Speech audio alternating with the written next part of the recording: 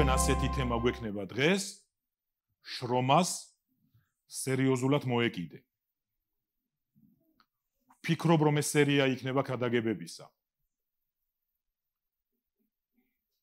რომ იმდენად მნიშვნელოვანია, მე ვფიქრობ, ღვთის სამეფოსთვის, თითოეული თქვენთაგანისთვის, რომ შრომას მოვეკიდოთ სერიოზულად. თუ ახლა უბრალოდ თავში კითხვა მოდის, რომელ შრომას? ნებისმიერ საქმეს. რასთანაც შეხება გიწევს. შინ, გარეთ, ეკლესიაში, პირად ცხოვრებაში. სერიოზულად უნდა მოვეკიდოთ. და იცით მეგობრებო, ეს თემა არ არის ჰაერიდან მოტანილი, ეს თემა არის კავშირში ჩვენი ეკლესიის ფასეულობებთან. უნდა იცოდეთ როგორც წევრებმა, იმედი მაქვს უმრავლესობამ იცით ეს, რომ ჩვენ ავიღეთ წმინდა წერილიდან რაღაც კონკრეტული ფასეულობები, რომელიც მიგვაჩნია, რომ ძალიან მნიშვნელოვანია და ვთქვით, რომ ეს იქნება ჩვენი ეკლესიის ფასეულობები. ჩვენ უარი ვთქვით იმაზე, რომ მოვედოთ ყველაფერს. და ჩვენ ვთქვით, რომ ამ შემთხვევაში ჩვენ 7 ფასეულობაზე დავეფუძნებით მთლიანობაში. მე არაერთხელ მაქვს ამაზე ნასაუბრები და არ გეგონოთ, რომ რამე მავიწყდება, მუდმივად ვისაუბრებთ ამაზე და ეს თემა, რომ შრომას უნდა მოეკიდო სერიოზულად, კავშირშია ერთ-ერთ ფასეულობასთან, რომელსაც ვუწოდეთ აღმატებული სულით კეთება. ილუსტრაციისთვის მეგობრებო, აი ჩემი ბიბლია, აი ჩემი ერთ-ერთი ფურცელი. ჩემს ბიბლიაში ბევრი ფურცელია, რო იცოდეთ. თუ თქვენ ახლა სხვანაირად მოქმედებთ, მე ჩემს სისტემას თავზე არ გახვევთ. მაგრამ ჩემს ბიბლიაში დევს ფურცლები ძალიან მნიშვნელოვანი ჩანაწერებით, რომელთა დავიწყება არ მინდა. ვიცი რომ რაღაცები მავიწყდება ძალიან ხშირად, ასევე ჩემს ტელეფონში არის ასეთი ფუნქცია, შენიშვნების ფუნქცია არის აპლიკაცია და გადავსებულია. და მათი 90% სწორედ სულიერი მნიშვნელობის საკითხები არის. ადამიანები თანამედროვე ტექნოლოგიებს კარგად იყენებენ, ეხლა თუ რაღაცა, აი მაგალითად Facebook-ი ძალიან დაგვეხმარა, რომ დაბადების დღეები მიულოცოთ ერთმანეთს, რა გვეშველებოდა, რომ Facebook-ი არ გვახსენებდეს ამას. მაგრამ არის ასევე რაღაცა კალენდარზე არის იმის საშუალება, რომ კალენდარზე რაღაცა მონიშნო და იმ კონკრეტულ დღეს შენი ტელეფონი ხმოვანი შეტყობინებით ან რაღაცით გაგახსენებს, რომ დღეს შენ შეხვედრა გაქვს ვიღაცასთან დანიშნული. მეგობრებო, ჩემი ბიბლია სავსეა ფურცლებით. და ეს არის ეკლესიის 7 ფასეულობა. ალბათ ხვდებით რატომ არის ის ჩემ ბიბლიაში. იმიტომ რომ ამ წიგნს მე ყველა სხვა წიგნზე ხშირად ვიყენებ და ვშლი. მე რო ეს რომელიღაცა მხატვრულ ლიტერატურაში ჩამედო, შეიძლება 3 თვის, 5 თვის ან 2 წლის მერე მენახა. ამიტომ ბიბლიაში მაქვს ყველა მნიშვნელოვანი ჩემთვის საჭირო და მნიშვნელოვანი ინფორმაცია. და ნებისმიერ დროს როცა ბიბლიასთან მივდივარ, ის იქ ან თავს გამოყოფს ან რაღაცა, რომ სულ ჩემთვის თვალის წინაშია, რომ რა ფასეულობებს მიუყვებით და ვაშენებთ ეკლესიაში. მაგრამ ბიბლიას თან უნდა ატარებდე. ვიღაცა მეტყვის ახლა აქედან ვერ ამოშლიო. მაშინ წინასწარმეტყველები აღარ დაწერდნენ წინასწარმეტყველებებს. აბაკუმი იტყო და უფალო რა თმინდა რომ დავწერო, აქედან ვერავინ ვერ ამოშლის. არც ესაია გაავსებდა გრაგნილებს, არც იერემია, არც ეზეკიელი. პავლე მოციქული საერთოდ არ იწვალებდა, რომ გამოელია ეტრატები და ხმოსტყავები, სულიერ შვილებს ეუნებოდა მომაწოდეთ ჩქარა მომაწოდეთო. ეტყოდა რომ რა თმინდა მოვალ მოსიარულე ბიბლია არა ვარ, პირდაპირ უფალი ვნახე. ანუ ჩვენ საუბრობთ მეგობრებო საკითხზე, შრომას მოეკიდე სერიოზულად. პირველი მუხლი, რომელსაც წავიკითხავთ, ეს არის მეორე კორინთელების მე-5 თავის მე-15 მუხლი. ეს არის საფუძველთა საფუძველი. მეორე კორინთელების 5:15. ქრისტე კი ყველასთვის მოკვდა, რათა ცოცხლებმა თავიანთთვის კი აღარ იცოცხლონ, არამედ იმისთვის, ვინც მათთვის მოკვდა და აღსდგა. დარწმუნებული ვარ, ეს მუხლი უმრავლესობას მოსმენილი აქვს. კარგადაც იცის. ქრისტე კი იმისთვის მოკვდა, ну რაღაც კონტექსტია წინ და იქ აღარ მიუბრუნდებით, მაგრამ ნახეთ რა კარგი გაგრძელება აქვს ამ კონტექსტ. იცით, ქრისტე კი იმისთვის მოკვდა, რომ ჩვენო ჩვენთვის აღარ ვიცოცხლოთო. ჩვენი ქადაგების სათაურია შრომას სერიოზულად მოეკიდე. სიცოცხლე მეგობრებო ყველაზე მნიშვნელოვანი ნაწილია, ხო? სიცოცხლეზე ძვირფასი გაქვთ რამე? და უფრო ძვირფასია შენი გარდერობი, შენი სახლი თუ რა? რამე აწონის ამას? რამე გადასწონის? განა იესომ არ გითხრა? რა სარგებელი აქვს ადამიანს? ქვეყნიერება რო შეიძინ, შეხედეთ. რამე ის კი არა ნივთი, რომელიღაცა ძვირფასი. იესომ თქვა, რა სარგებელი ექნება ადამიანს მთელი ქვეყნიერება შეიძინოს, მაგრამ სიცოცხლე დაკარგოს. რას მისცემსო ის სიცოცხლის სანაცვლოდ? ვერც ვერაფერს. შეგიძლია თქვა ამენ? ამიტომ პავლემ თქვა, ქრისტე იმისთვის მოკვდა. შეხედეთ, უამრავ ისტორიას მოისმენთ, რისთვის მოკვდა ქრისტე. რომ ვეპატიებინეთ, გამოვესყიდეთ, უამრავი განმარტება არის, მართალია, სწორია. კარგად ვიყოთ, ჯანმრთელად ვიყოთ, ბედნიერად ვიყოთ. მაგრამ პავლემ თქვა და მთავარი აქცენტი გააკეთა რაზე შეხედეთ. ქრისტე იმისთვის მოკვდა, რომ ჩვენ ვინც დღეს ვცოცხლობთ, თავიანთი თავისთვის აღარ იცოცხლო. არამედ ვისთვის როგორ წერია, ვინც მოკვდა და ანუ შეხედეთ მეგობრებო, ჩვენ ბევრჯერ გვითხოვს ეს გაცვლილი სიცოცხლეა. ჯვარზე გაცვლა მოხდა, დიდებული გაცვლა მოხდა ჯვარზე. იფიქრეთ ამაზე, ეს არის საფუძველთა საფუძველი. სერიოზულად მოეკიდე შრომას და პირველ რიგში იმით, რომ თუ შენი სიცოცხლის განკარგვის უფლებას ისევ შენ თავს აძლევ ბოლომდის. ანდახან ისე ხდება, რომ შეიძლება სხვასაც მისცე შენი სიცოცხლის განკარგვის თავისუფლება. მომყვებით? გებულობთ რას ნიშნავს სხვას მისცე შენი სიცოცხლის განკარგვის თავისუფლება? ანდახან რაღაცა ვიღაცებზე ხვდებით დამოკიდებული. შეიძლება საზოგადოებრივ აზრზე ვიყოთ დამოკიდებული.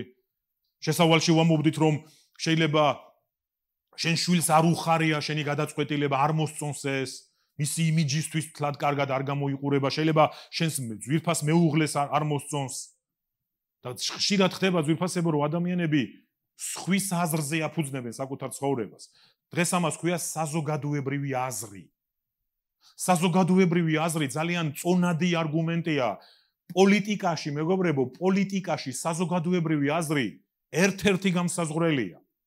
და პოლიტიკოსები და პოლიტიკური პარტიები საზოგადოებრივი აზრის ჩამოსაყალიბებლად, იცით რას აკეთებენ? მილიონებს ხარჯავენ. ტელევიზიებს ქმნიან. თქვენ რა გონიათ, კონკრეტული ტელევიზიების უკანა არ დგანან კონკრეტული ადამიანები? ეს მხოლოდ რაღაცა გასართობი კი არ არის, გასართობიც არის. შენ ჩართავ ტელევიზორს და რაღაც გასართობს უყურებ თუ სპორტულს უყურებ თუ რაღაცა შენთვის საინტერესო გადაცემას, მაგრამ აქვე უნდა ვიცოდეთ, რომ ხშირად ტელევიზიები არიან გამოყენებული როგორც საზოგადოებრივი აზრის შემქმნელი ინსტრუმენტები. რატომ დებენ ამაში მილიონობით ფულს? იცით რა ღირს ტელევიზიების შენახვა? წარმოუდგენელი ფასები, ძვირფასები. იცით რომ იქ ცნობადი სახეები რომ ზიან და მუშაობენ, რა ხელფასებს იღებენ? ვერც წარმოვიდგენთ ისეთებს. და რატომ მუხთიან კონკრეტული ადამიანები ამ ადამიანებს ამდენ ფულს? იმიტომ რომ საზოგადოებრივი აზრის შექმნა არის ძალიან მნიშვნელოვანი. არა მხოლოდ პოლიტიკაში, ბიზნესში საზოგადოებრივი აზრის შექმნა არის ძალიან მნიშვნელოვანი. რომ გახვალთ ახლა აქედან მეგობრებო, მოიხედეთ, სადმე ბილბორდებს დაინახავთ, თუ საარჩევნო პერიოდი არ არის, რა არის ამ ბილბორდებზე? რეკლამები. რატომ არის ეს რეკლამები?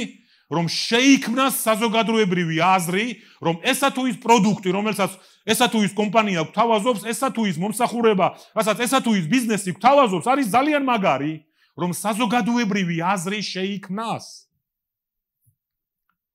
რამდენიმე თვის უკან ჩვენს ქალაქში გაიხსნა ცნობილი ბრენდი, ეგრეთ წოდებული Carrefour-ი. არ ვიცი თუ იყავით იქ.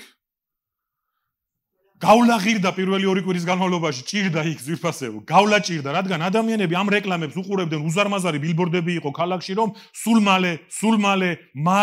მალე, ახლა იმ უბანში ვინც ცხოვრობ ზოგიერთები, იქ ყველა გავლა გამოვლაზე შეხედავთ, რომ ამ უზარმაზარი შენობის ავტოსადგომი ყოველთვის დატვირთულია. რატომ მოხდა ასე? რატომ რეკლამდება ასე? იმიტომ რომ იქნება საზოგადოებრივი აზრი, რომ რა წუთშიდაც აი ამ შენობის კარი გაიხსნება, იქ იყოს ბევრი მომხმარებელი, იქ იყოს ბევრი მყიდველი. გესმით რას ნიშნავს საზოგადოებრივი აზრის შექმნა. ამიტომ ეს ყოველთვის ჩვენზედაც მოქმედებს. ეს ჩვენზე მოქმედებს. ჩვენ ადამიანები ვართ ვიფასებო, ჩვენი თვითშეფასება გაგვაჩნია, ჩვენი თავმოყვარეობა გაგვაჩნია. და ხშირად ადამიანები ვერც კი ამჩნევენ ამას. ერთი კითხვა მაქვს. შეიძლება გაგიკვირდეთ. ქონდა პერიოდი, როცა აქ ხშირად ვიცვლიდით საცხოვრებელ ადგილებს ვიფასებო. პირველი რასაც ჩვენზე გებულობდნენ იყო ჩვენი რწმენის შესახებ. არ ვიცი საიდან ჩვენ კარებზე არავის არ უკაკუნებდით, აი გამობრძანდით, ჭეშმარიტ ღმერთზე დაგელაპარაკებით. მაგრამ ადამიანები იგებდნენ ამას. არც მალავდით, მაგრამ იგებდნენ. და იცით მეგობრებო, ხშირად იყო პერიოდი, როცა უფრო კლასიკური ჩაცმით მოვდიოდით ხოლმე მსახურებებზე, მსახურიძმები, ხო? რაღაცა კოსტუმით, მე არ ვარ წინააღმდეგი დღესაც მივყვებით ამ პრაქტიკას. მაგრამ იცით, ასე მქონდა ხოლმე კვირადილა რო გათენდებოდა და გარეთ ხალხი იდგა განსაკუთრებით, ხო და რო გამოდიხარ და ხელში ან გიჭირავს ეგრეთ წოდებული პაპკა ან რაღაცა და ფიქრობ რომ რა სიტყვიან ახლა და ბევრჯერ ვიფასებო, მეუღლისთვის მიმიცია შენ გამოიტანე ეს ჩანთათქო. რა არის ეს საზოგადოებრივი აზრის გავლენა. ალბათ ახლა ის იფიქრებს, ახლა იქ მიდის ამის გარეშე თუ გამოხვალ და ჩვეულებრივ ჯინსით გამოხვალ, შეიძლება თქვას, რომ ანუ ავი ჩვეულებრივ სადღაცა მიდის ალბათ, ხო? მაგრამ თუ ასეთი ბიბლიის ჩანთით და რაღაცით გამოდიხართ, ამ კვირასდილა არის, უცებ ახსენდება ყველას, აჰა. და ხანდახან ამას ანგარიშს უწევდით ხოლმე, გესმით ვიფასებო? და მე დარწმუნებული ვარ, შესაძლებელია დღეს ზოგიერთი აქ მყოფი ადამიანი მალულად გამოდიოდეს თავისი სადარბაზოდან. პავლემ თქვა, შენი სიცოცხლის განკარგვა ამას ჭირდება უდიდესი შრომა, რომ შენი სიცოცხლის განკარგველი თავადვე არ იყო. მეგობრებო, ეს უამრავჯერ იქადაგება ეკლესიაში, რატომ დავიწყი ამით? არ მოგეწყინოთ, რასაც ახლა ვამბობ, აი გეუბნებით პირდაპირ. ჩვენ ილუზიებში ცხოვრება არ გვჭირდება, ჩვენ რაღაცა ფერადის სათვალე გქონდეს და ჩვენი ფერებით აღვიქვავდეთ ყველაფერს. იმიტომ რომ დღეს ძალიან მნიშვნელოვან კონტექსტებს წავიკითხავთ ბიბლიიდან. და რა თქმა უნდა დანიშნულება ამ ქადაგებისა იცით რა არის, შენი მიდგომები უნდა გადამოწმდეს ახლა. შენი შრომა უნდა გადამოწმდეს ახლა. შენი შრომა არა მხოლოდ ერთ სფეროში, სულიერში ან ფიზიკურში, ზოგადად შენი მიდგომების გადამოწმების დღე იქნება დღეს. ჩვენი დამოკიდებულებების გადამოწმების დღე იქნება ახლა. ეს ყველაფერი ფილტრში გაივლის, ეს ყველაფერი ღვთის სიტყვის სინათლეში აღმოჩნდება. აბა გეკითხებით რა აზრი აქვს მე კიდევ მაინც რაღაცა ბრძოლას იმიჯისთვის, რაღაცისთვის, ეს ჩვენთვის არის. ჩვენ ხო ვინმე აქ პირდაპირ თიც არ მოგვაშვერს და არ გვეტყვის რომ აი შენ გურამი, შენ ასე ხარ, აი შენ გოჩა, შენ გეხება. ჩვენ აქ იმიტომ ვზივართ და სიტყვას იმიტომ ვქადაგებთ, მეგობრებო, რომ ადამიანები გახსნილები ვიყოთ, სინდისიერები ვიყოთ, შინაგანად პატიოსნები და წრფელები ვიყოთ, რომ სიტყვა რომელიც მოდის, ამ სიტყვით ავწონო და გავზომო ჩემი ცხოვრება. მეორეს მხრივ რა ხდება? ვიყრუებ ყურებს, ვიბრმავებ თვალებს და მე შეგახსენებ ძვირფასებო ჩვენი უფლის იესო ქრისტეს ცხოვრებიდან და მსახურებიდან. როგორ ხდებოდა ხშირად? იესო სიტყვას ლაპარაკობდა და იესო საოცარ სიტყვას ლაპარაკობდა და გარკვეული ნაწილი მათი მსმენელებისა იმის ნაცვლად, რომ ამ სიტყვას დაქვემდებარებოდნენ, ბრაზდებოდნენ, რადგან მან სიდის ეხებოდა და უპირისპირდებოდნენ. გაიაზრეთ რა ფენომენია. ისხლიტავდნენ ამ სიტყვას იმის ნაცვლად, რომ მიეღოთ. უარს ამბობდნენ მის მიღებაზე და უპირისპირდებოდნენ კიდევაც. მერე ცდილობდნენ, რომ აი ამ სიტყვის მოლაპარაკე დაედანაშაულებიათ წრუწინასწარმეტყველებაში, სიცრუეში, დანაშაულში, ჯულის გატეხვაში და იცით რატომ? რომ სინდისი ქონოდათ მშვიდი, რომ ემ კაცის ნალაპარაკები კი სადღაცა შემეხო, მაგრამ ის წრუწინასწარმეტყველია. ის კარგი კაცი არ არის, ამიტომ რატომ უნდა მოусმინო? გესმით პათოსი? შენს გაქვს შეიძლება ბევრი მიზეზი დღეს.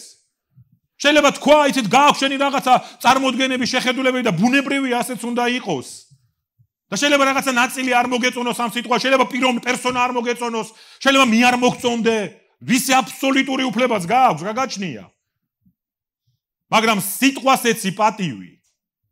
თუ ღვთის სიტყვის სინათლეში დღეს გამოჩნდება რომელიმე ჩვენთაგანის დამოკიდებულება, რომელიმე ჩვენთაგანის მიდგომა და რომელიმე ჩვენთაგანის, აი როგორ გითხრათ ძვირფასებო, შრომის ხარისხი სიტყვის სინათლეში მთლად სათანადო არ არის, შრომას მოეკიდე სერიოზულად. საქმეს მოეკიდეთ სერიოზულად. რომელს ნებისმიერს არა ბუტაფორიულად, კიდევ მეორე არა რაღაცა ვარდისფერი სათვალით დანახულს. ნებისმიერ საქმეს მოეკიდე სერიოზულად. ურთიერთობებს, გულის გასწორებას, შენს თვალში ადამიანების შეფასებას, შენს ბაგეს, სამართალს, უსამართლობას, შინაგან პატიოსნებას, სიწრფელეს, დაფარულ ცხოვრებას, მოტივებს. შენ თუ გონია ხა საქმეს იმას გულისხმობ მარტო რომ იქ ვინ შემოუბარა და რატო არ შემოუბარე და ან რატო არ დაგავა ვინმე, რა თქმა უნდა ჩვენ აქამდედაც მივალ ძვირფასებო, მაგრამ ამით დაწყება დიდი შეცდომა იქნებოდა. იმიტომ რომ ეს სიტყვა არ არის გათვლილი გარეგნულზე, ეს შინაგანზეა გათვლილი. ასე უნდა მოეკიდო საკითხებს სერიოზულად. შრომას უნდა მოეკიდო სერიოზულად. ქრისტიანის შრომას უნდა მოეკიდო სერიოზულად. დავამატებდი ამ ნუსხას. ლოცვას უნდა მოვეკიდოთ სერიოზულად. ავამტყოფურად არ გვინდა ხშირ მეგობრებო, აი ძალიან ვისურვებდი რომ თითოეული თქვენთაგანი ლოცვით იწყებდეს დღეს. თვითონ სიტყვასთან ურთიერთობას მოეკიდეთ სერიოზულად. ხო ხედავთ რომ არაფერი არ იცვლება. ხო ხედავთ რომ არ დგება ის ორშაბათი ძვირფასებო, სადაც უცებ და დაალაგებთ და მოაგვარებთ ერთმანეთს. ეს მისახედის საკითხია. ეს არ არის ჩვენი განცხადებების საკითხი, მხოლოდ ბიბლია იკითხეთ, ბიბლია ისწავლეთ. არ იქნები სავსე ამით, სხვა რამითი აივსები, ფაქტია. ჩვენ ხომ პირველი თაობა არ ვართ, მეგობრებო. ამიტომ მოკიდე დღეს ამ დისციპლინას ხელი. სერიოზულად მოეკიდე მარხვას. იმიტომ რომ იესო ეკიდებოდა სერიოზულად ამ საკითხს. მან თავისი მსახურების დაწყებამდე, მეგობრებო, უდიდეს რაღაცას მიუძღვნა თავი. მას ვიცნობ ჩვენ როგორც მისი გამოცდის ეტაპს, მაგრამ თქვენ რა გონიათ, მარხვით გამოიცადა ქრისტე, მარხვით კი არ გამოიცადა, რომ უნდა გამოცდილიყო. ამიტომ იყო მისი მარხვა. ის როგორც კაცი უნდა დაცლილიყო ყველაფერი ადამიანურისგან, ვერ დაიცლები ადამიანურისგან, პირდაპირ გეუბნებით, თუ შიგადაშიგ მარხვის პრაქტიკას არ მიუმართავთ. დავიწყებულ ფაქტორებად იქცა თანამედროვე ეკლესიებში. მე მახსოვს რამდენს მარხულობდი წარსულში და უნდა ვაღიაროთ რომ დღეს იმდენს აღარ ვმარხულობ.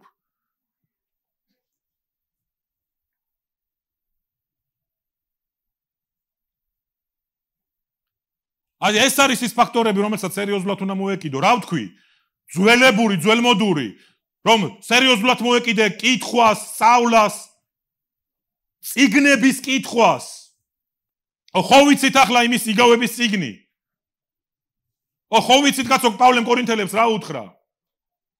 წერილი გვეუბნება რომ ფეს გადგმა ჭირდებაო, ახლა ვინ სოფლის მეურნეობაში ელემენტარულად ერთი ხე მაინც დაგირგავთ. მე ასე ვაკეთებ ხოლმე ხეს რომ დავრგავ 5 წელს ვითვლი 4 წელს და მე მივდივარ ხოლმე რომ ნაყოფი მომიტანოს. გონივრულია?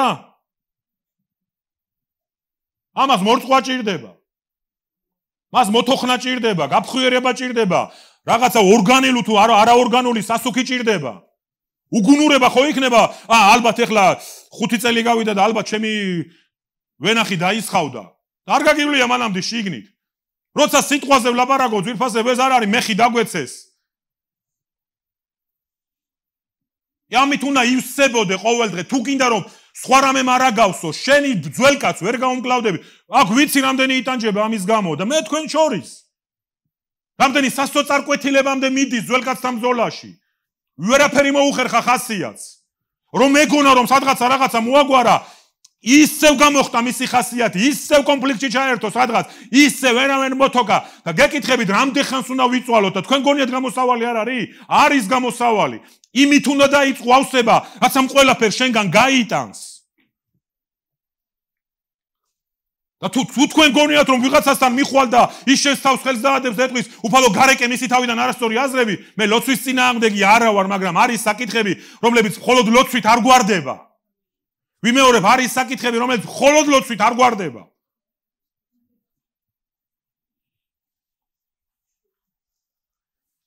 სერიოზულად მოეკიდე ეკლესიურობას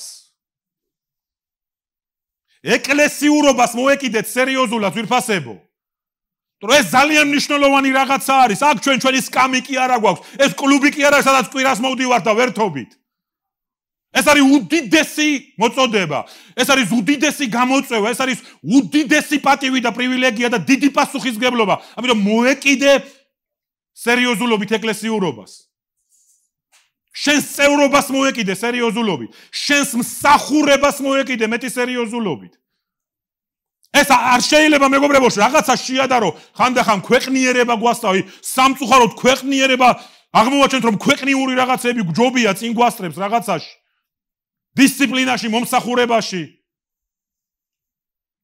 მრავალი ბიზნესი დღეს ჩვენზე წინ აღმოჩნდება რომ შევადაროთ ჩვენი მიდგომა ჩვენი ხელიდან გამოსული საქმის ხარისხი ელემენტარული ბიზნესიც კი გვაჯობებდა სამწუხაროდ მე არაფერს არ ვაფორმებ ეხლა და ეს იმის გამოა რომ ბევრი ჩვენთაგანი სერიოზულად არ ეკიდება თავის წევრობას თავის შრომას შენს ოჯახს მოეკიდე სერიოზულობით შენს ცოლობას და ქმრობას მოეკიდე სერიოზულობით არ მოეკიდები სერიოზულობით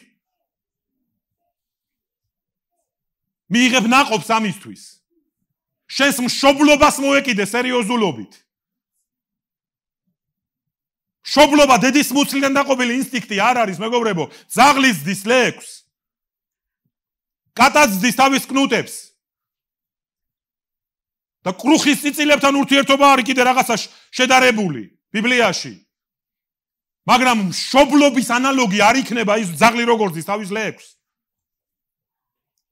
მშობლობას მოეკიდე ძალიან დიდი პასუხისმგებლობით სერიოზულად მოეკიდე ამ საქმეს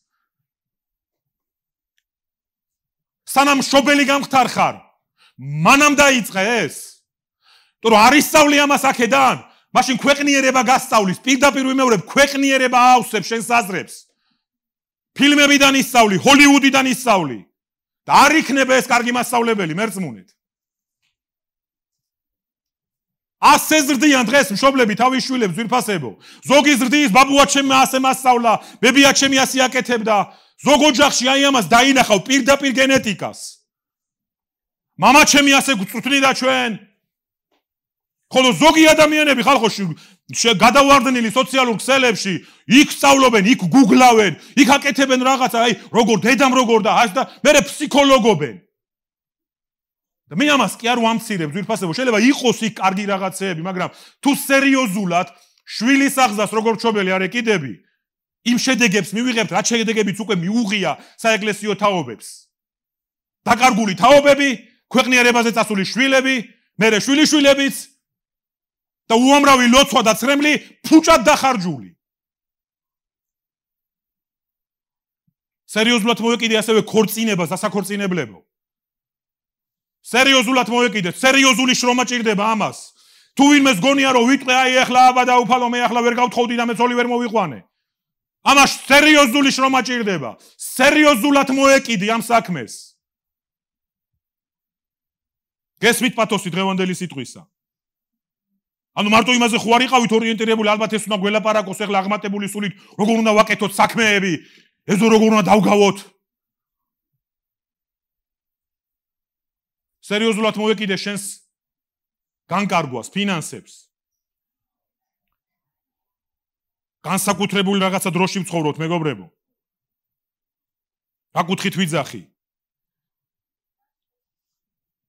ბანკები და კრედიტები არ არსებობდა შეიძლება 200 წლის უკან მე ზუსტად არ ვიცი პირველი ბანკი როდის გაჩნდა მაგრამ არ არსებობდა ფაქტია ბანკები და კრედიტები არ არსებობდა ონლაინ კაზინოები არ არსებობდა რაღაცა კომპიუტერული თამაშები სერიოზულად მოეკიდეთ ახალგაზრდებო პირდაპირ ვამბობ ნუ ეთამაშებით ამას შეიძლება მარტივია ო ეხლა კი, ყველა სჭირდება რაღაცა გართობა, ვის როგორ, მე მაგალითად, ჩემი თუ თავისუფალი დრო, მე შემიძლია ტელევიზორს უყურო და სპორტულ გადაცემას უყურო და ასე დავისვენო, მაგალითად. და როგორ შემიძლია მე გითხრა რომ ჩემი ჯობია შენსას თუ შე რაღაცა კარგ სერიალს უყურებ ოჯახთან ერთად. არა, მე ამას არ ვამბობ, მაგრამ როცა ჩვენ ძალიან დიდ დროს, კრიტიკულად მნიშვნელოვან დროს იქ ვატარებთ, სერიოზულად მოეკიდეთ ამას. ამას პირდაპირ ქვია დაკარგული დრო. ამას პირდაპირ ქვია გაფლანგული დრო. პირდაპირ წერილი ამბობს ამას. და როცა ფინანსებზე ასევე ვლაპარაკობ, ადამიანებს უხა აი დიდება უფალს ბანკმა კრედიტი ამიმტკიცა. სერიოზულად მოეკიდეთ ამ საკითხებს. მოიხედეთ მეგობრებო, ამდენი ადამიანი ვალში ჩავარდნილი. შეიძლება კაცობრიობას არ ახსოვდეს ერთად აღებული, რაც მარტო ამ ეპოქას. იცით რატომ? რომ მეტი ხელმისაწვდომი გახდა რაღაცა. და მე პირდაპირ ვიტყვი, კი ბატონო, შეიძლება ჭკვიანმა ისარგებლოს ბანკის კრედიტით და საქმე კარგად გააკეთოს. მაგრამ დიდი ნაწილი სტატისტიკის მიხედვით სამწუხაროდ ცუდად თავდება, ამას მე არ გეუბნებით მეგობრებო. იმდენად კრიტიკული იყო ეს ჩვენ ქვეყანაში, რომ ეროვნულმა ბანკმა, რომელიც არის სახელისუფლებო, ეროვნულმა ბანკმა კომერციულ ბანკებს რეგულაციები დაუწესა, რომ კრედიტები ვეღარ გასცენ ისე. რომ ადამიანები ვალში აღმოჩნდნენ ჩაფლულნი. რადგანაც მარტივი იყო კრედიტების აღება და სესხების აღება. და ადამიანებს ჰქონდათ რაღაც საჭიროებები. ბევრი ხელშეკრულებასაც კი არ გითხულობს, როცა ბანკში ხელს აწევს რაღაცას. და მე რეიწყება მოთქმის ტირილის ეპოქები. სერიოზულად მოეკიდეთ ამ საკითხს. ეს ჩვენი სიცოცხლეა, სიცოცხლის განკარგვას მიხედეთ. რა განკარგავს, ვინ განკარგავს, ვის გადასცემ ამ სადავეებს. ძალიან მარტივია თქვა, ქრისტე და დარწმუნებული ვარ, ბევრი ადამიანი ამას იტყვის ახლა. აბარა, უფალი განკარგავს შენ ცხოვრებას. მაგრამ აიღეთ ახლა ეს ყველაფერი ერთად შეკრიბეთ და მიხვდებით. განკარგავს თუ არა ის, სადაც ჩემი ფეხი გარბის. განკარგავს ქრისტე, როცა ჩემი სადღაცა საათები გავატარე რაღაც უაზრო თამაში, სოციალურ ქსელში, სრულ უაზრობაში, პირდაპირ ვამბობ. ხალხო, ჩვენ თანამედროვე ხალხი ვართ. ჩვენ რომ გვინდოდეს რომ თქვათ, რომ აკრძალულიაო, ვიტყოდით, არ შეგვეშინდებოდა. არ არის ეს აკრძალული თემა. მაგრამ რას უყურებ შენი თვალი? რაში იყენებ ამას? თუ გინდა დათვალეთ, აი ერთ დავალებას მოგცევთ. ზოგიერთ თემა ყველას რო არ ეხება ეს ვიცი, იმიტომ კი არა რომ არ აინტერესებთ. უბრალოდ ზოგს არც კი აქვს სოციალური ქსელი და იმიტომ ზოგი ასაკიდან გამომდინარე და შემდეგ. თუ გინდა დათვალეთ, წამზომი ჩართეთ ხოლმე. და რა დროს ატარებთ იქ? გააკეთეთ ეს ღვთის გულისათვის. დამავალებთ. და მე მიხვდებით ვინ განკარგავს? მე განკარგავ. ვინ განკარგავს შენს ფინანსებს? რა თქმა უნდა ღმერთი. მაგრამ მე თქვენ რომ მიხვდებით მეგობრებო, ეხლა მე რომ მიგახვედროთ ეს როგორია იცით თითქოს აი მშობელი რო გეუნევა 100-ია გინდა თუ არა და არ მაინტერესებს, ამიტომ თქვენ უნდა მიხვდეთ ამას. ვინ განკარგავს შენ დროს? უფალი. მე მიხვდები ვინ განკარგავს. როცა ასეთ სერიოზულ განჯაში შევალთ. რომ პავლემ თქვა იმისთვის არ მოკვდა ქრისტე, რომ ჩვენ ჯგუაზე ვიცხოვროთ. ქრისტე იმისთვის მოკვდა რომ ჩვენ ქრისტე იმიტომ მოკვდა რომ ჩვენ ცოცხლად ვინც ვარ დარჩენილები ჩვენთვის, ანუ ჩვენით აღარ ვიცხოვროთ. მისი უფლება ამას ნიშნავს. მისი ბატონობა ამას ნიშნავს. შეიძლება ლოცვაში გითხოვს უფალო მონავარ მე და ძალიან მარტივი გასაგებია მონების დღის განრიგს ვინ განსაზღვრავს. გინახავთ ასეთი მნე, ასეთი მოსამსახურე, გინახავთ ბატონი რაღაცას ეუბნება და მოიცა ახლა Facebook-ზე პოსტი მაქვს გამოსაქვეყნებელი. ვიფასებო, შეიძლება კიდევ ვიმეორებ, კაცრად შეიძლება გეჩვენებათ, მაგრამ საბოდიშო აქ არაფერი არ არის. იესომ ესეთი მრავალმხრივი იგავები მოგვიყვა და ერთ-ერთი იგავი მრავალმხრივი იყო ასეთი, რომ მან მოიწვიაო ნადიმზეო, საქორწინო ნადიმზე, გააგზავნაო მოსამსახურენი და უთხრაო, გამზადებულია ყველაფერი. არც იქ ვინმეს მათთვის ფული არ გამოურთმევია, მოდი ახლა პური ვჭამოთ და ფული ავკრიბოთ. ეს იყო გამზადილი ნადიმი, გამზადილი, ყველანაირად გამზადილი. ერთადერთი რაც მათ ევალდებულებათ იყო მათი მისვლა, უნდა მისულიყვნენ და მიეღოთ ეს ტრაპეზი. და რას ვკითხულობთ სახარებაში? ერთმა შემოუთვალაო ცოლი მოვიყვანეო, მეორემ შემოუთვალაო ხარები ვიყიდეო, მესამემ შემოუთვალაო მინდორი ვიყიდეო. არაფერს გეუბნებათ ეს? ნადიმზედაც კი მიპატიჟებულ მზაზედაც კი არ მივიდნენ. ამიტომ იყო ბატონის აღშფოთება, სამართლიანი მათ შორის. თქვა, ყველა ეს მოწვეული ვერ იგემებს ამ ნადიმს. უსამართლო ჟღერს.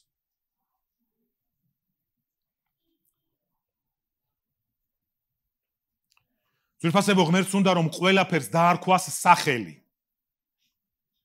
მომყევით ძალიან გთხოვთ, ღმერთმა შექმნის ისტორიას როცა გადახედავთ, ძალიან კარგი რაღაცა არის, ჩემთვის ეს ახალი გამოცხადება იყო. ნახეთ ღმერთმა რა გააკეთა, როცა ის ქმნიდა სამყაროს, ადამიანის შექმნამდე ყველაფერს თვითონ დაარქვა სახელი. ჩვენ ამას პირდაპირ ვკითხულობთ, როცა ის ქმნიდა, თქვა, ნათელს ნათელი ეწოდოს, ბნელს ბნელი, დღის მანათობელს მზე დაარქვა, ღამის მანათობელს მთვარე, წყალს წყალი, მყარს მყარი.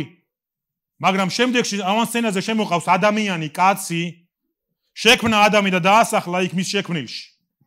და როცა ღმერთმა შემდეგში შექმნა ცხოველები და ფრინველები, ადამიანს მისცა პრეროგატივა ყველა სახელი დაერქმია. მე ეს გადავამოწმე ბიბლიაში და სრული პასუხისმგებლობით ვამბობ ამას. ამას არ აქვს იმდენად დიდი მნიშვნელობა, ეს რაღაცა თეოლოგიური სიღრმე არ არის. მაგრამ ჩემთვის აღმოჩენა იყო. ყველაფერს ადამმა უწოდა სახელი. ჯერ ღმერთი განსაზღვრავს ყველაფერს და ღმერთი ადგენს დეფინიციას ყველაფრისას. შენ ვერ შეძლებ ადამიანს არც გაქვს ამის უფლება რაღაცას სამართალი უწოდო, რაღაცას უსამართლობა უწოდო. აღიარება იცით რას ნიშნავს? ეს არის ასეთი გადმარტება ორი სიტყვისგან შედგება ჰომო და ლოგო ბერძნულიდან. და ჰომოლოგია ეს საგანი არის ღვთისმეტყველებაში. და იცით მეგობრებო, ეს აღიარებას ნიშნავს და იცით ლოგო სიტყვას ნიშნავს ჰომო იგივეს. როცა შეერთებ ამას, ნახეთ რა ეს გამოდის იგივეს ლაპარაკი. ანუ იგივეს ლაპარაკი, რასაც ღმერთი ამბობს. როცა პავლე ტიმოთეს წერდა აღიარეო შენ, კეთილი აღსარება, ჩვენ მგონია რომ ალბათ ცოდვები უნდა ეღიარებინა ტიმოთეს. არა. ტიმოთეს ხალხის წინაშე უნდა ეღიარებია იგივე სიტყვა, რასაც ღმერთი ლაპარაკობს. რასაც ის ამბობს სამართალზე, რასაც ის ამბობს უსამართლობაზე, რასაც მისი სიტყვა ამბობს, მეგობრებო, გულზე, გულის მდგომარეობაზე. გესმით რას ნიშნავს აღიარება? როცა შენ იგივე სიტყვას, რასაც ღმერთის ბაგიდან გამოდის, აღიარებ, ამას ქვია სწორი აღიარება.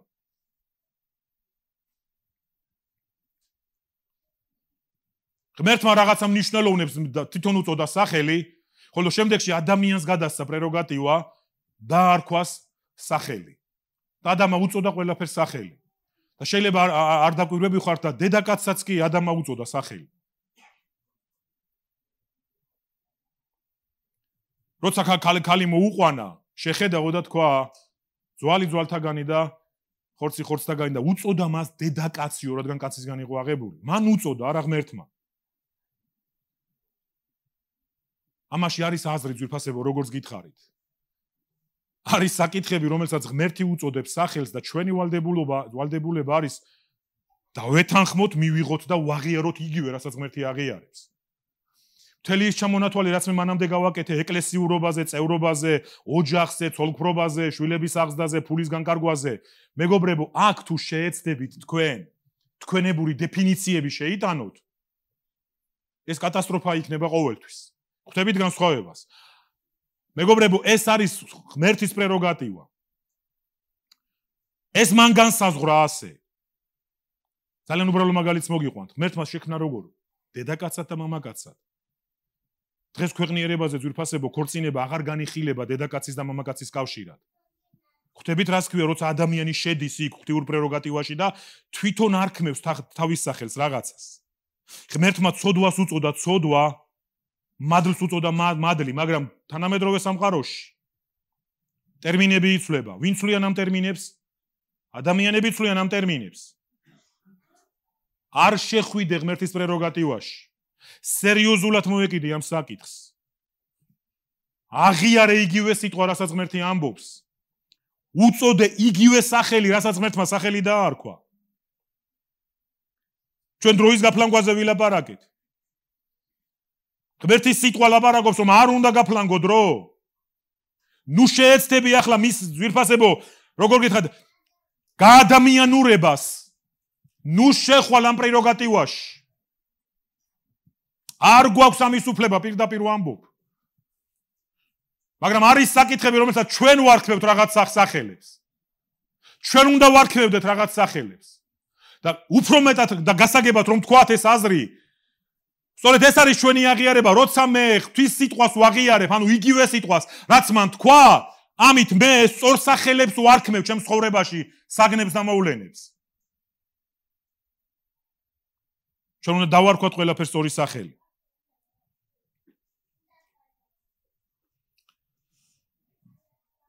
ყველაფერს რაც ჩვენს გარშემო ხდება, სახელი უნდა დაარქვა. გაგიკვირდებათ ეხლა რა ხდება ჩემს გარშემო, ას დავარქვა სახელი. ეხლა ზამთარია, მე ხო არ ვიტყვი რომ ზაფხულია. არა, კარგად მომისმინეთ. აი დღეს შენ ცხოვრებაში რაც ხდება. გიმეორებ, თითოეული თქვენთაგანის ცხოვრებაში რაც ეხლა ხდება, ეხლა.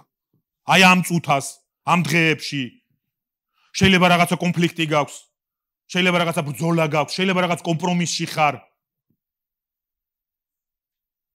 შენ უნდა დაარქვა სახელი. და როგორ თქვი, საიდან უნდა დაარქვა მას სახელი? შენი აღიარე, ანუ შენ უნდა აღიარო ის, რასაც ღმერთი აღიარებს, რასაც ღმერთი ამბობს. და მხოლოდ ასე დაარქმევ სწორ სახელებს, საგნებს შენს გარშემო. იმედია გესმით, რასაც ვამბობ ძვირფასები. თუ ჩემს ცხოვრებაში ცოდვა არის, თუ ჩემს ცხოვრებაში უპატიებლობა არის, მე მექნება თუნება მას დავარქვა თავისი სახელი ჩემებურად. მე ეს აუცილებლად მექნება. თუ ჩემს ცხოვრებაში სიძუნწე არის, თუ ჩემს ცხოვრებაში არასერიოზული დამოკიდებულება არის კონკრეტული საქმისა, მოწოდებისა, ოჯახური შრომისა, თუ არის ჩემს ცხოვრებაში ესეთი გამოწვევები, მე მჭირდება დავარქვა სახელები. სახელების დარქმევა დისკომფორტს წარმოშობს ძვირფასები. ეს მარტივი არ არის, ეს ადვილი არ არის. მაგრამ დაეთანხმო ღმერთს, ეს არის ძალიან მნიშვნელოვანი. ამიტომ თქვენ უნდა დაარქვათ ყველაფერს თავის სახელი. ურჩობას ურჩობა უნდა ერქვას.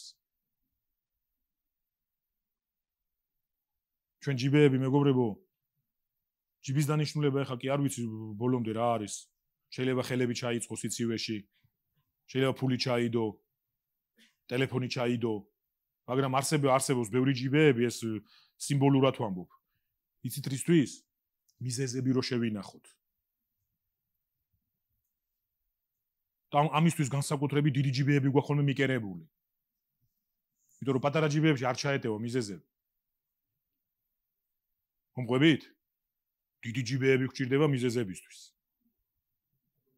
აი ეს არის ადამიანური ცნუნება და არქვა სახელები სხვანაირად. თუ ვინმე შემოიხედავს ჩვენს ცხოვრებაში, მეგობრებო, როგორც ეკლესიის ცხოვრებას, შეხედეთ? აი ეხლა დღეს ეკლესიის ცხოვრებაში რაღაცა იკითხება. არავინ არ ვართ ამით ბედნიერი, მათ შორის არც მე.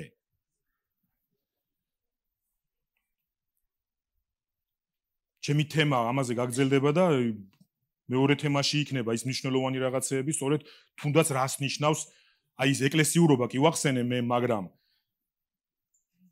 აი იქ უფრო კარგად ავხსნით ამას მეორე ნაწილში, რომ რას გულისხმობთ ამას, შეიძლება ჩვენ სამყაროსთან ვერ შევთანხმდეთ. ჩემი მიზანი არ არის მეზობლებთან შევთანხმდე ახლა აქ, შეიძლება მეზობლები მე არ შემითანხმდეთ, მაგრამ აქ ჩვენ უნდა ვიყოთ შეთანხმებულები. ეს არის განსხვავება. იყო პერიოდი, როცა ეკლესია ერთ ენაზე ლაპარაკობდა, მეგობრებო, ჩვენი ეკლესია კი არა. პირველი ეკლესია ერთ ენაზე მოლაპარაკე ეკლესია იყო. ერთ ენაზე არ გულისხმობ ახლა ლინგვისტურად. პირველი ეკლესია ლაპარაკობდა ერთ ენაზე. ტერიტორიულად ის გაშლილი იყო მთელ აზიაში, მაგრამ ერთ ენაზე ლაპარაკობდა. განსხვავებები იყო ამ ეკლესიაში. პავლე მოციქულის მსახურების წამოწყებას თუ შეხედავთ, მეგობრებო, საერთოდ იერუსალიმისგან დამოუკიდებლად წამოიწყო ამ მსახურება. პავლეს იერუსალიმში არ მოუნანიებია და იერუსალიმიდან არ გაუგზავნიათ ანტიოქიაში. პავლე დამასკოს გზაზე თვითონ იპავა უფალმა, გაიხსენეთ რა ხდებოდა. შემდეგში მან წამოიწყო მსახურება აზიაში და გარკვეული წლების შემდეგ გავიდა იერუსალიმში. და იმის გამო რომ ისინი პარალელურად არ ვითარდებოდნენ, მეგობრებო, ეკლესია ერთ ენაზე მოლაპარაკე იყო. და როცა პავლემ თავისი გამოცხადება, თავის სახარება ჩაიტანა, ასე ვთქვათ, და წარუდგინა სვეტებს, მოციქულებს იერუსალიმის ეკლესიაში, რას ვკითხულობთ საქმე მოციქულთა წიგნში? მათ მისცეს მოზიარეობის მარჯვენა. ეკლესია ერთ ენაზე მოლაპარაკე იყო. მაგრამ რაღაცა მოხდა შემდეგში ეკლესიის სხეულში. რაღაც მოვლენები დაიწყო, ისტორიულად ვამბობ. და ჩვენ მივიღეთ, მეგობრებო, დღეს ეკლესია აქ კი არ იფიქროთ ეხლა აქ, მარტო საქართველოში ან ქუთაისში კი არის. მივიღეთ სახეზე ეკლესია, რომელიც ერთ ენაზე აღარ ლაპარაკობს. დაქსაქსული, გათითოკაცებული, დენომინაციებად, კონფესიებად გარდაქმნილი და ყველა ამ კონფესიამ და ყველა ამ დენომინაციამ ძვირფასებო თვითონ დაარქვა რაღაცეებს თავის სახელი. დღეს ქრისტეს ეკლესიაში იპოვით სხვადასხვა სწავლებებს, ვიღაცა ამბობს რომ მტრები ჭამენ, ვიღაცა ამბობს მაგალითად რომ სახური არ უნდა დაქორწინდეს, მომყევით რასაც ვამბობ, ძალიან გთხოვთ. აი ეკლესია დღეს ერთ ენაზე არ ლაპარაკობს. ჩვენ კითხვებს გვისვამენ ხოლმე ხშირად. და ალბათ თავის მხრივ ტრადიციული ეკლესიის მესვეურები თავიანთ მამაუებს კითხვას უსვამენ ალბათ. რატომ სწამთ მათ განსხვავებულად? ჩვენც ასე გვეკითხებიან ხოლმე. აი თქვენი განსხვავების ნიშა რაშია? რატო გწამთ თქვენ განსხვავებულად? ვიღაცა აქ მოიშველიებს ტრადიციას, ჩვენ ვიშველიებთ ხოლმე ღვთის სიტყვა ლაპარაკობს ასე. მაგრამ იგივე აი ამ ღვთის სიტყვაზე დაიმედებულ ადამიანებს შორისაც კი არ არის ერთიანით ლაპარაკი. პროტესტანტულ სამყაროში არის უდიდესი სიჭრელე ძვირფასები.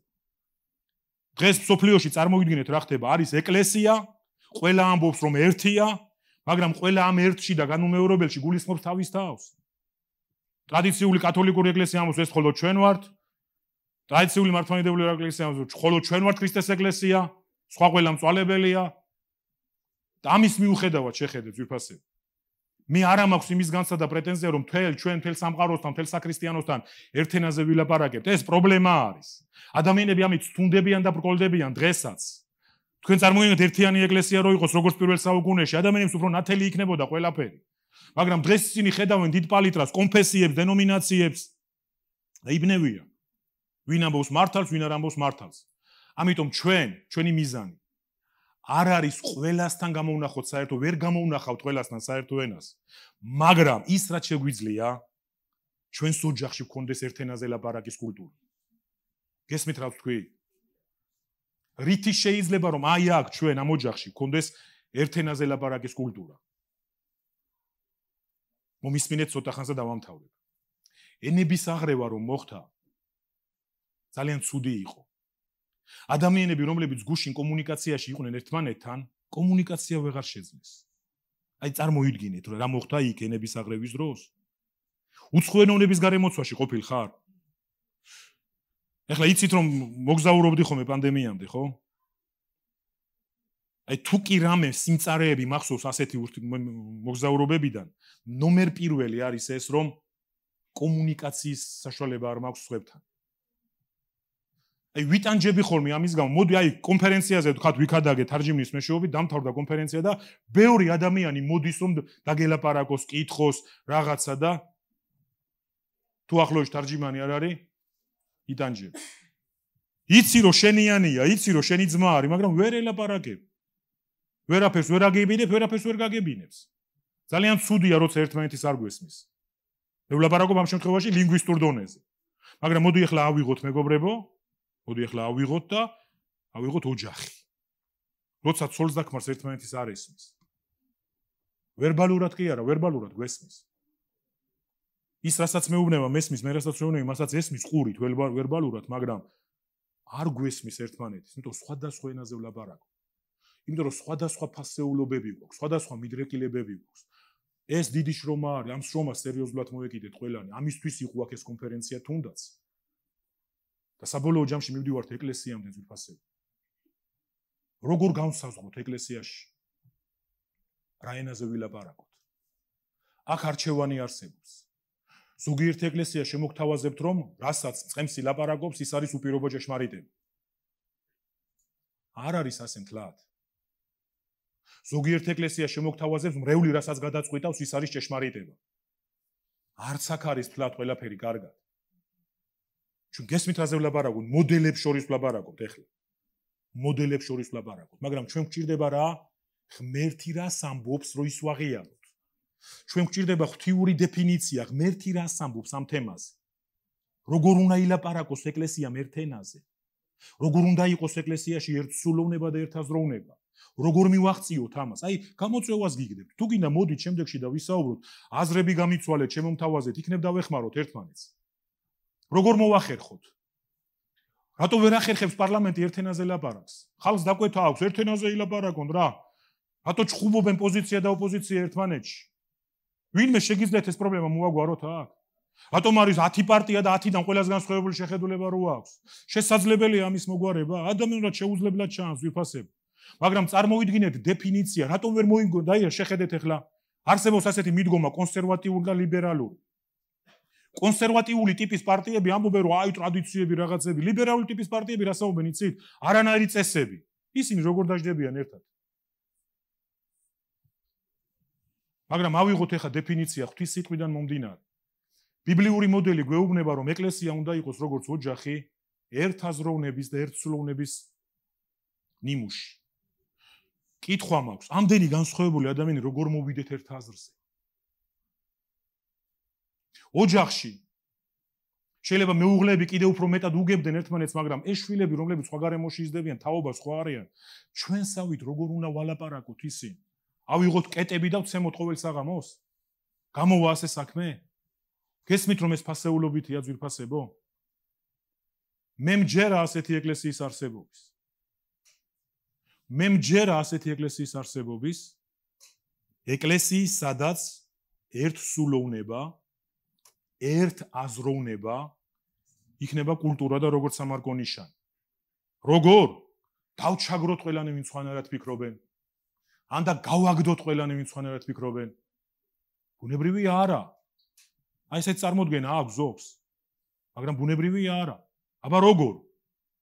მეგობრებო, კიდევ ვიმეორებ. ყველანი უნდა გადავპროგრამდეთ არა ჩვენი დარქმეული სახელებიდან გამომდინარე მოვლენებისადმი ან საგნებისადმი. ღმერთმა რა დეფინიციები მოგცა. ღმერთმა რა სახელები უწოდა ამ ყველაფერს, რომ ჩვენ შევძლოთ ერთაზროვნები ვიყოთ, ერთ ენაზე მოლაპარაკე ვიყოთ. ეხლა რასაც ვიტყვი, მინდა რომ სწორად გამიგოთ. როგორ არის შესაძლებელი, რომ ეკლესიამ ერთ ენაზე ილაპარაკოს? რა თქმა უნდა, ჩვენ ბიბლიური მოდელი გვაქვს. გვაქვს, რა თქმა უნდა, ახალ აღთქმისეული მოდელი გვაქვს. გვაქვს ძველი აღთქმისეული მოდელები, მეგობრებო, როგორ უნდა ყოფილიყო ღვთისკრებული, ერთაზროვანი და ერთსულოვანი. მომყევით ძალიან გთხოვთ. თქვენ რა გონიათ იქ რაც ხდებოდა ძვირფასებო, როცა მოსეს ვიღაცები არ ეთანხმებოდნენ, ეს სწორად უნდა გამიგოთ, იმიტომ რომ ახლა არასწორი გაგება და სულ სწრაფობა რაც გამოვლინდა, ის იქნებოდა, რომ ისევ მე თითქოს აქ მე ვაშენებ რაღაც სამეფოს, ყველა მე უნდა დავეთანხმოთ. მე ვთქვი, რომ ეს ვერ იქნება ბიბლიური მოდელი. მაგრამ მოსე, რომელიც ამდე ხალხს მიუძღოდა, 3 მილიონ კაცს, ხდებოდა იქ პრობლემები. იყვნენ გულწრფელი ადამიანები, რომლებიც ამბობდნენ, არა, ასე არ არის, ამას არ ვეთანხმებით. მაგრამ რატომ გამოდიოდა ღმერთი, მეგობრებო, ასე, როგორ გითხრათ, ასე კვეთრად, ასეთი მოვლენების წინააღმდეგ, იმიტომ რომ მისი დეფინიციის მხარეს ვინც იდგნენ, იმ მხარეს იდგა ღმერთიც. თორემ მოსე შეცდომებს უშვებდა.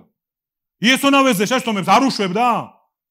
რომელი ლიდერი იყო ბიბლიური, რომელი შეცდომებს არ უშვებდნენ? პეტრემ არ დაუშვა შეცდომები? მაგრამ რატომ იყო ღმერთი ამათ მხარეს? საინტერესოა. იმიტომ რომ ეს ხალხი მისი დეფინიციის მხარეს იდგა. ეს ხალხი იმის აღიარებას ახდენდა, რაც ღმერთმა თქვა. და მე მახსენდება კორახის ისტორია ძვირფასებო, ეს მე თემაში მქონდა ახლა, არ გეგაი, შემიძლია წაგაკითხოთ ჩემი თემა თუ რომ დარწმუნდეთ რაღაცაში, რომ ვიღაცაზე პასუხი არ არის. აგენა მაქვს ჩემი კონსპექტები. კორახის მიმართ გულწრფელი, ანუ კორახი იყო ადამიანი, ვინც რაღაცა ვერ გაიგო გულწრფელად და მე ადამიანებში დაიწყო ლაპარაკი, მოსე შეცდომებს უშვებს, მოში არასწორი გზით მივყავართ, მაგას ჩვენთვის სიკეთე არ უნდა, შეწყვიტე, მარტო შენ ღმერთი არ გელაპარაკება.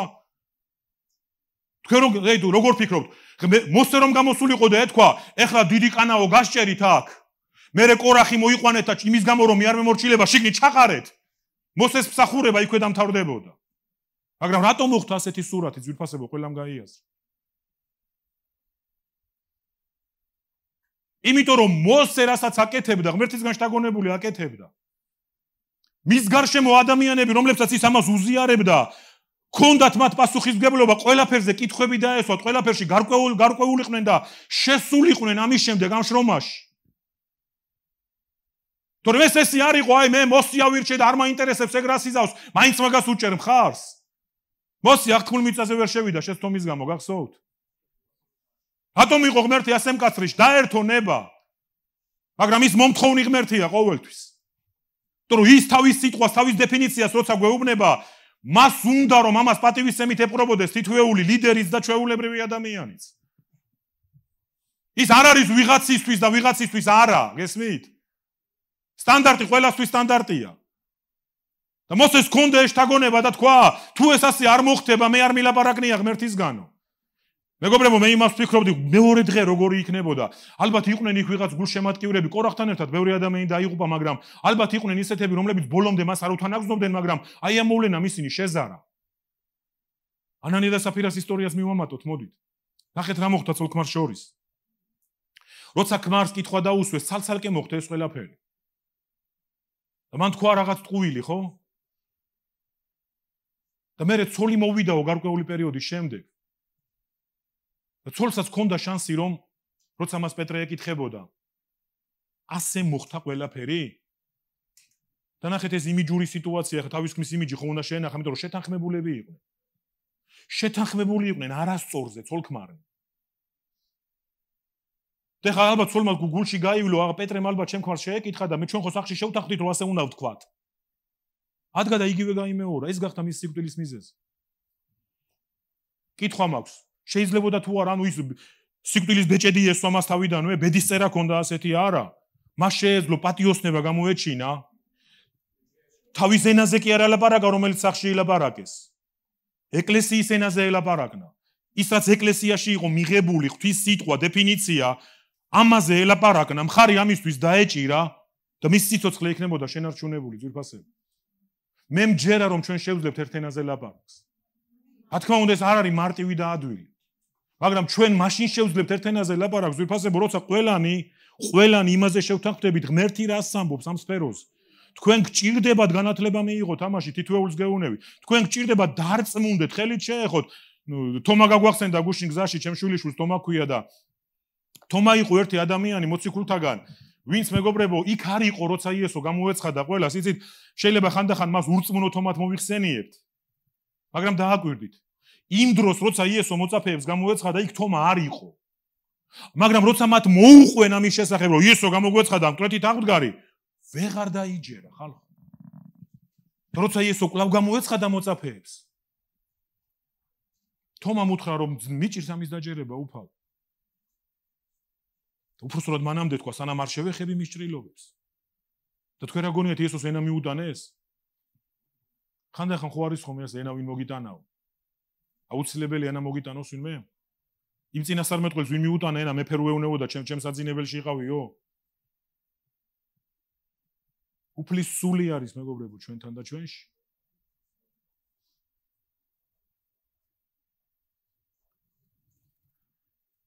და უფალმა ასე უთხრა, აი თომა ჩემი ხელები. ნახეთ ღვთიური პოზიცია როგორი. ნუ იქნები ურწმუნო, მას არ უთქვიავს ურწმუნო ხარ. ნუ იქნები ურწმუნო. და როგორ დამთავრდა ეს ისტორია, როგორც კი მან ნებადართო მის ჭრილობებში ხელი ჩაეყო, თომამ თქვა, უფალი ღმერთი და ჩემი, უფალი ჩემი და ღმერთი ჩემი. არაფრით ნაკლები არ იყო ეს აღიარება, ვიდრე პეტრესი ან იაკობისა. ასეთი ღმერთი ყავს ძვირფასები. სულგრძელი. ყველას გვაძლევს ამის შანსს და საშუალებას.